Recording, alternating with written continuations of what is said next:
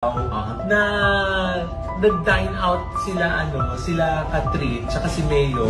Adi, ang dami nakakita sa kanila. Ay, ayun na nga. Pinasara daw yung buong restaurant. Pinasara. Tapos pati daw yung lahat ng mga cellphones ng mga staff and crew hanggang sa kitchen.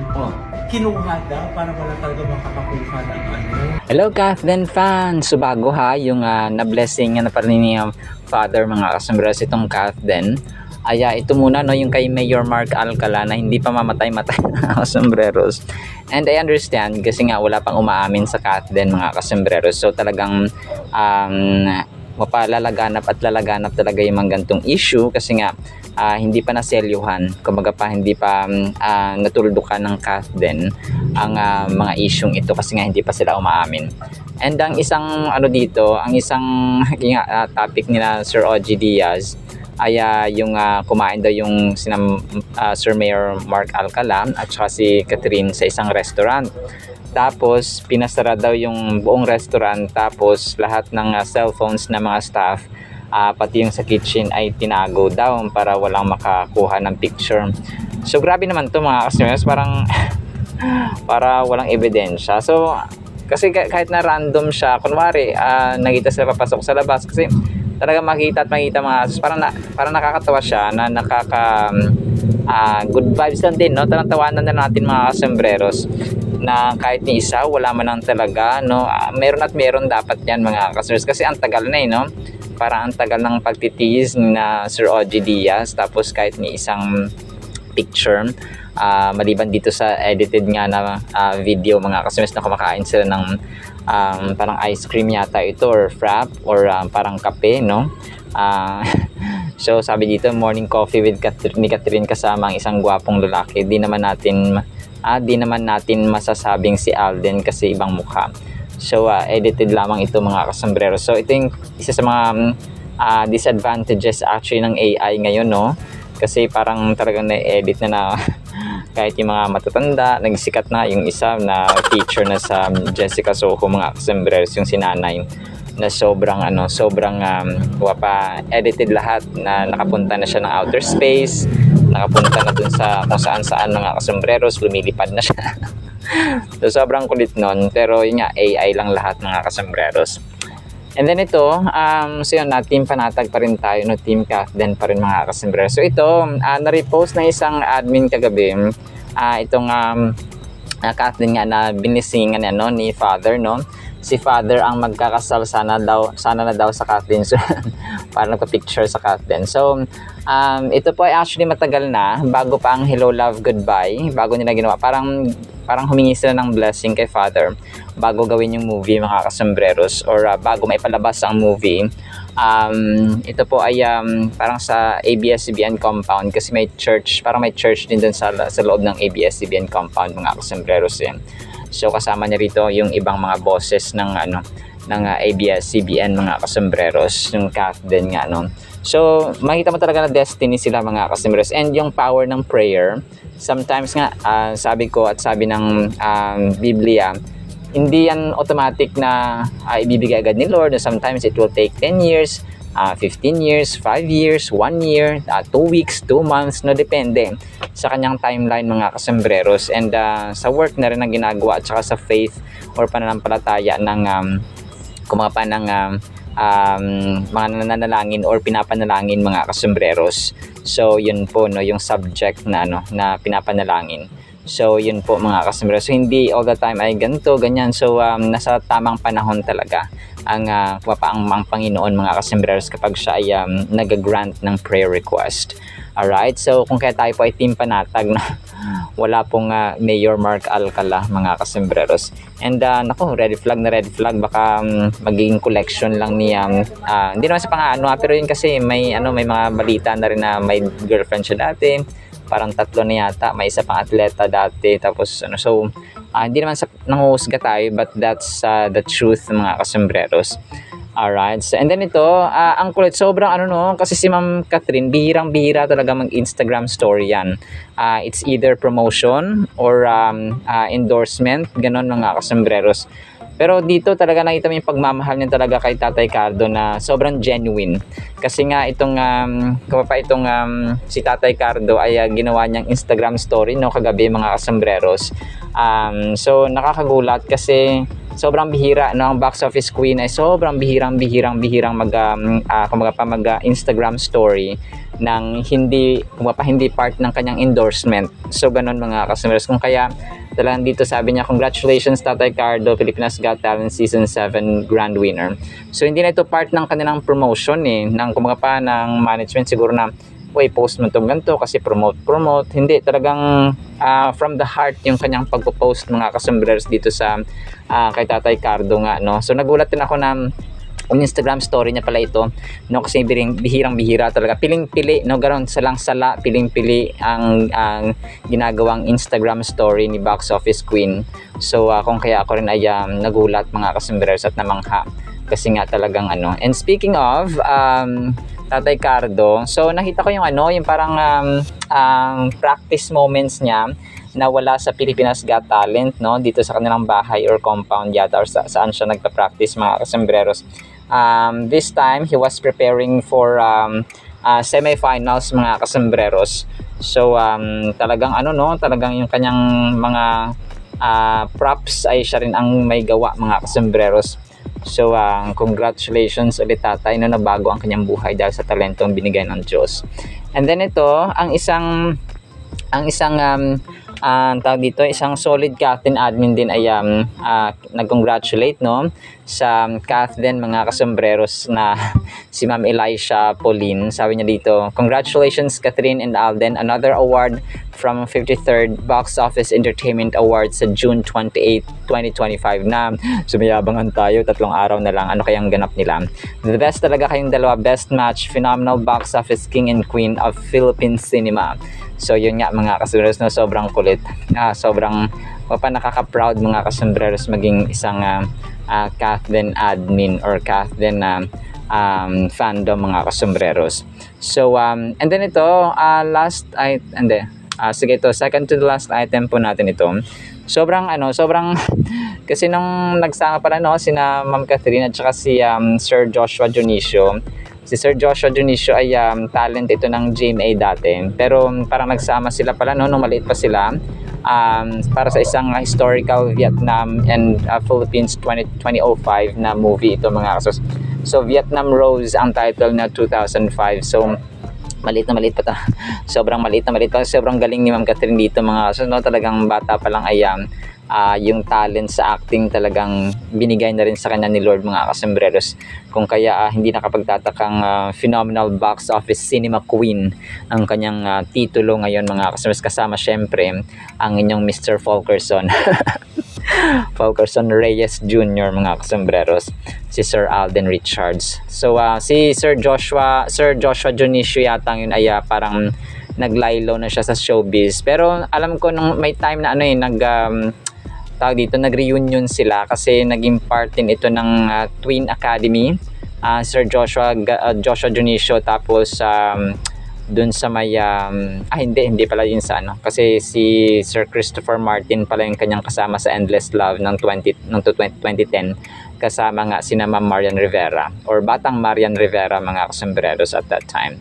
So yun po. And then ito, last items natin ito close up ng na Kathleen mga kasambreros na pictures, ang ganda at ang pogi mga kasambreros ng inyong box office king and queen mga kasambreros ng Kathleenatics. So si Ma'am Catherine ay parang may siya parang hawig niya ni tawag dito ni Ma'am Bianca Gonzales sa pagmalayo mga kasambreros, si Ma'am Catherine Bernardo. Alright, so yun lamang actually sa ating Kathleen items. Sana po ay pakinggan po natin ang Word of God in today's June 25, 2025. Wednesday po, sana po ay pakinggan po natin ang Word of God. At para po sa ating Word of God ay sobrang ganda po nito mga kasambreros. Sana po ay pakinggan natin. Ang title po, For His Glory. John 11 verse 4. When Jesus heard that, He said, This sickness is not unto death, but for the glory of God, that the Son of God, Jesus Christ, may be glorified through it. So ang kwentong ito mga kasambreros ay namatay si Lazarus At sinabi niya rito na hindi pa patay si Lazarus, which in fact ay patay na siya physically ng mga ilang araw na. Tapos ibinalita sa kanya ng kanyang mga disipulo na yun nga, namatay ng kanyang kaibigan, best friend actually, sina Jesus Christ at si Lazarus, mga kasambreros, kasama sina Martha and Mary na kanyang mga kapatid. Pero tingnan natin yung reply ni Jesus Christ, no, na yung sickness na tinutukoy niya dito ay kamatayan or namatay na, or namatay na ang kanyang kaibigan na si Lazarus, mga kasambreros. Una, titingnan natin dito yung lesson, mga kasambreros, no, na minsan kung ano yung nakikita natin dito sa physical world, sa situation natin, iba yung pagtingin ni Jesus Christ sa ating situation. So ang purpose pala niya ay para sa kanyang kadakilaan, okay, para mabigyang luwalhati or pasasalamat ang Panginoon. Grabe, no? Yung mga challenges natin sa buhay talagang reason pala ito para dakilain at papurihan ng Panginoon, because He has amazing plans or amazing ways or amazing works na gagawin sa atin. Sickness enters homes even where God is honored and loved. So ito yung reality, ha. Hindi ibig sabihin na naglilingkod tayo sa Panginoon, anak niya tayo, obedient tayo sa Kanya, may faith at pananampalataya tayo sa Kanya. Hindi po ibig sabihin nun, hindi na tayo daranas ng masakit, hindi na tayo daranas ng mga problema or ng mga trials sa buhay. No, hindi po ganoon, mga kasambreros. Parati natin itong tatandaan kasi maraming mga mananampalataya na ba't parang makapangyarihan ang Diyos? Bakit mapagmahal ang Diyos? Puno ng pag-ibig, puno ng awa, puno ng pagpapatawad. Pero bakit nagkakasakit ako? May problema pa rin kami. Dumadanas ako ng gantong trials, no, gantong challenges. So, that's yun yung way ng Panginoon para dakilain siya, and hindi para paglaruan tayo, ha. Hindi tayo parang puppet na pag pinaglaruan, hindi po. Para i-test yung ating pananampalataya and parang mga pampalasa ng buhay. Alam nyo, kapag parati lang matamis ang ating kinakain, cake for example, or mga salad for example, magkakaroon tayo ng diabetes, mga kasambreros, no? So parang ganoon din ang buhay. Pag parating masaya, pag parating kaligayahan, party-party, baka hindi na tayo, walang lasa, walang dating, walang meaning, walang purpose ang buhay kapag walang challenge. Ang isang pelikula, no, hindi yan mangyayaring pelikula kapag walang kontrabida, walang mga challenges, walang mga climax yung storya, mga kasambreros. So in real life, ganun din po, mga kasambreros. And kakaiba lang dito sa atin ay kapag tayo po ay nananampalataya sa Diyos, hindi niya tayo iiwan. Bibigyan niya tayo ng challenge, yes. Bibigyan niya tayo ng sickness, ng problema, yes, but He will never leave us alone. It is permitted because it affords an opportunity and platform for His delivering help. So yun nga, sabi natin, inaalaw ng Panginoon at pinapahintulutan niya yung mga problema, yung mga trials sa ating buhay para kumapa yung kanyang tulong, yung parang papasok siya sa eksena. Di ba, parang yung isang bida, pag inaapi, talagang nandyan yung bida para ipagtanggol ang kumapa ang inaapi. So parang ganun din, mga kasambreros. And Jesus Christ is more than our hero. We should see to it that the Son of God is glorified in our physical weakness, either because of our patience and fortitude, which are ministered by His Spirit, or by the deliverances which He grants. So ganun, mga kasambreros. Kailangan tingnan natin na Lord, may challenge ako. So, alam ko ikakadakila mo ito, ikakalulahati mo ito. And sa huli ay pasasalamatan pa kita because of the challenge that I'm encountering or experiencing right now. There is a special emphasis on therefore in John 11:6. Kasi di ba, John 11:4 yung ating verse, mga kasambreros. Sa John 11:6 ay sinabi niya dito na Christ lingered because He loved. He allowed the worst to go to the worst, that the sisters and the world through them might receive a testimony to His saving power, which could be obtained at no less cost than their brother's death. So, inalagay ng Panginoon para yung kanyang mga kapatid, no, si Mary and si Martha, ay araw ng days na namatay lahat ng mga sombrero, may amoy ng mga kasambreros.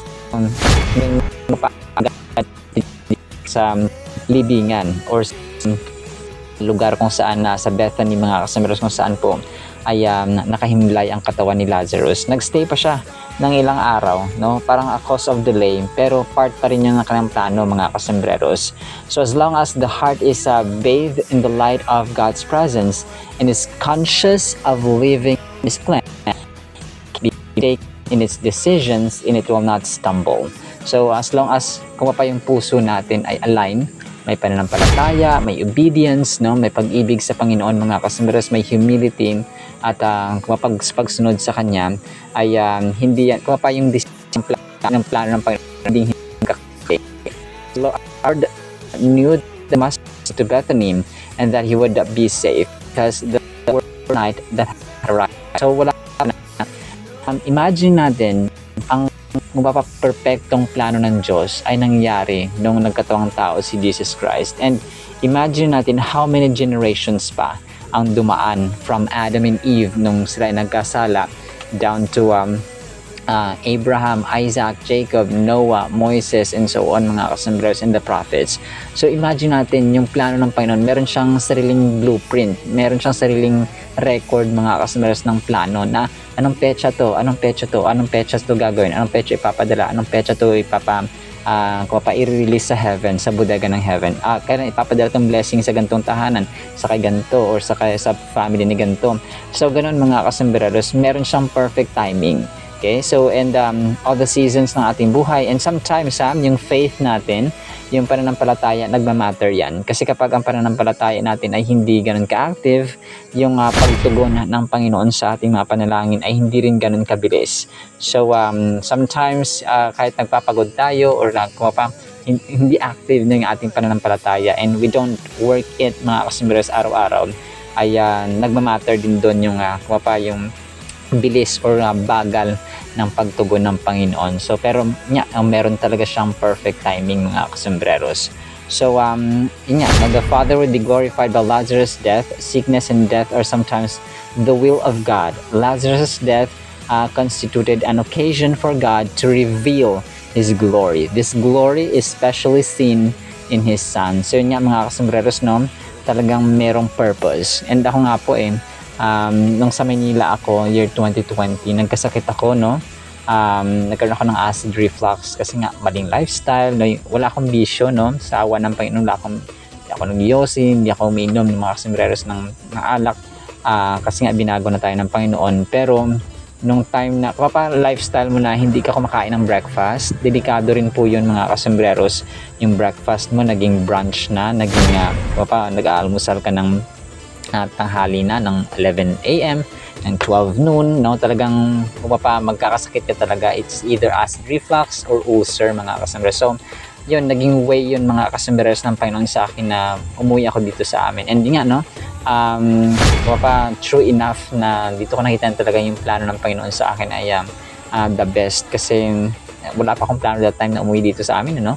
Pero nung nagkasakit ako, talagang I was forced to go back home mga kasambreros. And dito ko talaga nakita yung na-realize palalo yung closeness ng family na dapat pala na i-establish sa amin. Kasi ako lumaki ako dun sa father side ko, sa mga tiyo, tiya, sa lolo, lola, no, mga kasambreros. So talagang yung plano ng Panginoon sometimes magpapadala siya ng sakit so that you will be redirected and you will be corrected, no? Tarang ilalagay ka dun sa tamang kalalagyan natin.